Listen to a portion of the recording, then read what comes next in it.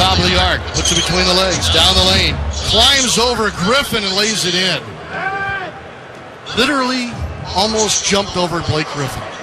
First he went around Mike James, and I'm sure Mike James was thinking, man, I played in 5 countries. I didn't see anybody like this guy. Outside to Irving. Swing to the right wing. Harris for 3. Bottom. 112.95 as we hit the 5-minute mark in the fourth quarter. The decision now is going to be how soon do you get your starters out. Maybe it gets them going. Chris Middleton just banked in a 3-point shot while getting fouled on the play. Are they counting this? No. I don't know how many fingers they have up. I'm trying to see on our monitors here in the studio. 2 shots. That means it didn't count. Right. No basket. And they're saying it's not a 3-point attempt either, and he missed the first free throw. Friends, Milwaukee is 8 of 13 from the free throw line. 8 of 14, I beg your pardon. And 5 of 27 from the arc. Middleton is number 8 in the NBA, in the entire NBA, in free throw shootings, 89.8%. Not this evening. 1 for 2 tonight, 112.96. Brooklyn leads it. Handed off to Griffin between the circles. Guarded with a ton of space. Hand off to Durant, takes the top of the key, casually shoots. Back iron no good. Rebounded by Middleton. He has to have 13 boards to match his 13 points. Into the paint, Giannis pivots, throws out to Chris for 3. Middleton can't hit a shot. Long rebound to Kyrie Irving. Middleton is 6 of 22, 0 for 4 from beyond 3-point range. You make a good point, though, Sean. 13 rebounds and 4 assists for Chris Middleton. James drives from the right sideline, right to the rim. Missed the bunny off the glass. Break for the Bucks, and Holiday's able to clear it. Brings it up the center of the floor, flips it to Middleton, launches another 3, and missed another one. Well, he just keeps... Shooter's got to shoot, right? I guess. 0 for 5 now from... Stats don't matter in the playoffs. Just play the next game. Just throw away the stat sheet when it's over. There's no carryover. So whatever you're doing from game to game in the playoffs is unimportant. Corner 3 by Joe Harris. Off a baseline cut and then assist by Kyrie Irving. A pretty special possession by the Nets, who may have just punched in their first win of the series. I'm going to get out my roster sheet because there's going to be some different faces on the floor when we come back, Sean Kelly. Well, we're going to keep it right here with 3:40 to go. Game 2 is Monday night here on ESPN Radio. Coverage begins at 7 Eastern. So round 1 of this heavyweight fight is going to go to the home team, who do it without James Harden, who injured his right hamstring again in the opening minute of play. And yes, Kevin Durant does have 29 points and 10 rebounds. Joe Harris has their last 6, and he has 19. Nothing strange yet, right? Kyrie Irving, 25 points, still on script.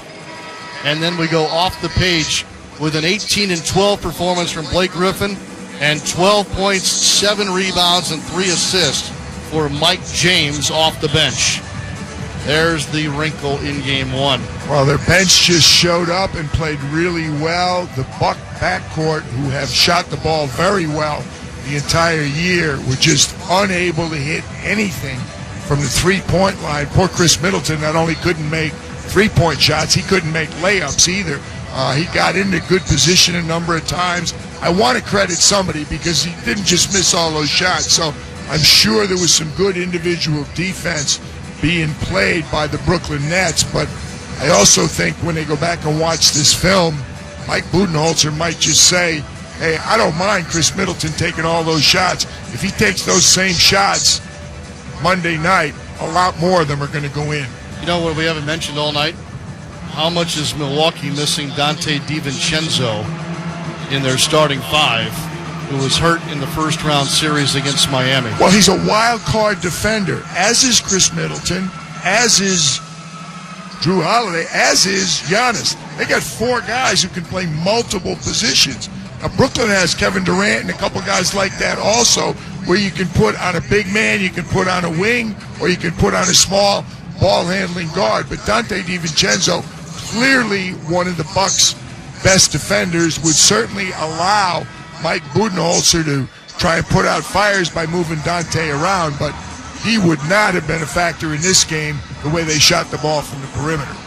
Brooklyn was the only team in the first round that won each of their games by double digits. And they're on track here to do it again for the 5th time in Game 1 of this semifinal series. Clippers and Mavs, Game 7 tomorrow afternoon on ESPN Radio. Mark Kestecher and John Barry. Kevin Winter starts it off at 3 Eastern. Milwaukee ball out of the timeout, trailing 115-96. Portis, dribble handoff to Connaughton, who squares the floor up. Finds Portis, left foul line extended. Takes a pass, goes down the lane, lays it in, and he's fouled. That's going to be number 5 on KD. Antetokounmpo is still on the floor for Milwaukee, but it's not Giannis. So, really? White flag going in. Thanasis on the floor with Pat Connaughton. Bobby Portis. Bryn Forbes, I think, was back on the floor.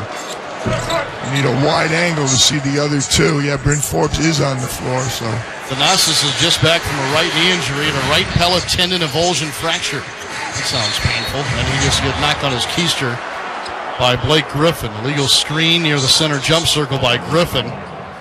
This is where I would get a technical where Bud is better than me. He's not going to say anything.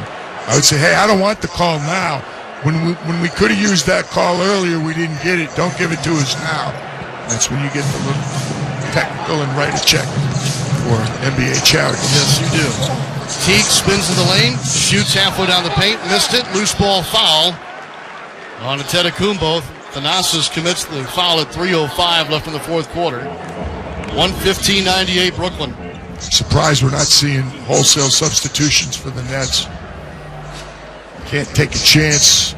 Kyrie Irving or Kevin Durant getting hurt in the last 3 minutes of this one side of the game. 3 minutes remaining as James crosses half court from the right front court. Left-hand dribble to the top of the arc. James crosses over his man. Takes him deep in the lane. Shoots. Missed over Forbes. Antetokounmpo leaps in for the rebound. I guess I got to keep saying it Thanasis because Giannis is on the bench. Giannis' night done at 34 points, 11 rebounds, 4 assists, and 2 blocks. Bryn Forbes pull-up jumper right of the lane, dropped it in. That's his first make of the game. That's good to see, though. Meaningless points in this game, yes, but good for his psyche. Steve Nash is standing near half court. That's one of the reasons his assistants are not over-talking to him. Cannot believe that they're not saying, Coach. Irving for 3 straight away, no good. Rebounded by Connaughton. Up the floor to Teague. Teague circles the top of the key, hands it off to Forbes. Down the lane, runner, too strong. Rebound off of his hands and into those of Blake Griffin. And the pace is considerably slowed up now with under 2 minutes to play and Brooklyn leading by 15. And the assistants are getting the bench up on the Brooklyn side, unbeknownst to Steve Nash, the rookie head coach. Feed Durant. Durant, wing right, bumps Thanasis into the lane. Turnaround jumper. No, rebounded by Connaughton. Blake Griffin is about to pass 35 minutes of action, which is 7 more than I think he's played in any game this year for the Brooklyn Nets. Correct. Pass left wing for Thanasis, who drives in front of the goal, and he's fouled, trying to put it up and in. Stops the clock at 1:26. This should get the subs in for Brooklyn. And Griffin now is in a little tete-a-tete and draws a technical foul, as does Jeff Teague. Double tech is going to be the call here, I think. I agree. By Mark Lindsay. We'll let them sort this out.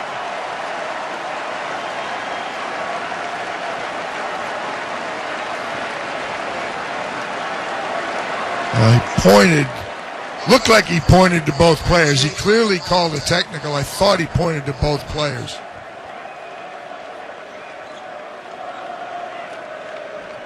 The crew chief is now at the table and informs the table that is a double technical foul. And the Brooklyn chant is underway. It has the same sound as Rock Chalk Jayhawk, kind of a haunting chant for visitors to the Barclays Center. We'll see some. It's interesting. Sean Marks, a Kiwi you mentioned before, has done such an exceptional job with hires and with draft picks and with trades. But it's funny, an international player himself, one international player on the entire Brooklyn Nets roster. I think 4 or 5 on the Milwaukee roster. But we're so used to seeing multiple players representing many different countries on rosters. Not in Brooklyn. One international player, Timothé Luwawu-Cabarrot, the only one for the Brooklyn Nets. That's kind of a departure from their previous makeups. They used to have quite a contingent. Yep. Free throw at the end to our right. This is on the original Griffin foul. Feels like 20 minutes ago. Thanasis Antetokounmpo at the line to our right. 1:15-101. One more free throw coming. Subs are in. Just a second. Connaughton punches the rebound to the shooter. Thanasis on the left front court. Hands it off. Forbes, deep three. Buried it. Okay, so he's hit a couple looks now late. Maybe that sets him up for game 2. Speaking of subs, let's introduce you to Tyler Johnson into the game for the first time. Just Chioza handling the ball. Guarded by Thanasis. Some Johnson, also in. Chioza slings it out. Off 1 foot. And a shot no good. And a rebound for Milwaukee. Luwawu-Cabarrot. Miss. Down the lane, Forbes. Runner got tipped. Well short of the rim, rebounded by Johnson. 40 seconds remaining. Game 1's going to go to the Nets. I still don't have any doubts that we're going for a 6 or 7 game series between these two. There's no way Milwaukee goes 6 of 30 again from 3-point range. No, I think we're going to see a totally different second game. But again, now it is certainly on the Bucks to respond to what happened tonight. We've got a very, very misleading score right now, particularly if Milwaukee's able to score again. This may look like an 8 or 9 point game. It's the only time in 48 minutes that this has looked like an 8 or 9 point game. That's very true. Shot clock violation on the Tyler Johnson air ball. Here's Connaughton from the right sideline. Attacks the rim, lays it off the glass, and in draws the foul. Free throw coming up. With 14 seconds remaining, it's 1:15-106. 3-point shooting, a major concern. I think Milwaukee, as well as they've shot it all year, will be confident they'll respond with that. They were effective inside. When they pounded the ball inside, they were very effective. They really could not guard, nor can anybody guard the ISOs of Kevin Durant and Kyrie Irving. There's going to be a big, big dose of Durant and Irving if James Harden is unable to play, which certainly appears he will be. The Nets dribble it out. They are the winners of Game 1 in this Eastern Conference semifinal series. Final score, Brooklyn 115, Milwaukee 107. Kevin Durant leads the Nets in scoring with 29, has the double-double with 10 rebounds, 25 for Kyrie Irving. And then 19 for Joe Harris and 18 points, 14 rebounds for Blake Griffin. Mike James with 12 off the bench. 34 points in a losing effort for Giannis Antetokounmpo. 3 others in double figures, including Brook Lopez, Chris Middleton, who was 6 of 23 shooting tonight, and Drew Holiday, who had 17 points, 9 rebounds, and 6 assists. Well, the two bigs played well. I think Giannis played. Did he play MVP, Giannis? No, but he played very, very well. And Brook Lopez was very effective. What you need to know about who played well for Brooklyn is we're looking at the feed from TNT, and they're interviewing Blake Griffin after the game. So that tells you who set the tone for the Brooklyn Nets. Season high 35 minutes. He turned back the clock tonight. He was outstanding. The hustle plays on the floor 3 or 4 times during the game. He dove on a loose ball as if it were a fumble in football and either came up with it or got himself in a jump ball. He set the tone for those periods of the game. And it wasn't a 48-minute domination, but the periods of the game when Brooklyn was clearly the team playing with more aggression. Brooklyn 1-0 now in the series. They will have the home floor again on Monday night in Game 2. And we'll hopefully get an update on the James Harden status as well between now and Monday night. That'll be a major storyline moving forward in this one. Partner, I enjoyed it. I'm looking forward to I'm looking Monday. forward to the rest of the series. Tonight didn't quite meet up to expectations. Then again, if you're a Brooklyn Nets fan, it was a delightful evening, save for the James Harden injury. Well said. Once again, our final score, Brooklyn 115, Milwaukee 107. For PJ Carlissimo, statistician Bobby Pell, and producer John Madani, I'm Sean Kelly. So long for just a while. Here's Kevin Winter with the postgame show, powered by 5 Hour Energy. Gentlemen, thank you very much. PJ, you referenced Blake Griffin speaking with TNT. How about the fact that the Brooklyn Nets radio network is interviewing Mike James? Kevin Durant and Kyrie Irving get the night off. The NBA on ESPN Radio has been presented by Indeed. Hiring, start finding the right people right away. Visit Indeed.com/credit. Before we go any further, here in the NBA Tonight postgame show, powered by 5 Hour Energy. Let's pause 10 seconds for station identification. This is the NBA playoffs on ESPN Radio and the ESPN app.